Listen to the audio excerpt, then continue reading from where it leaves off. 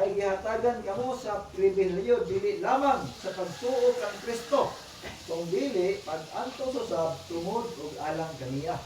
Muna nga kining gibuhat nato usa ni kabutang nga sakripisyo kay no. Balik ta dinhi sa simbahan.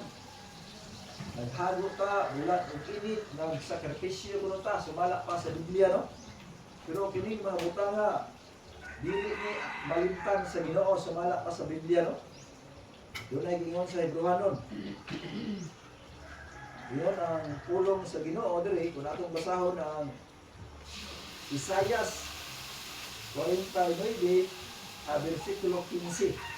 Doon ay gingon sa balaan nga kasulatan 49 versikulo 15. Doon ay gisulti niya.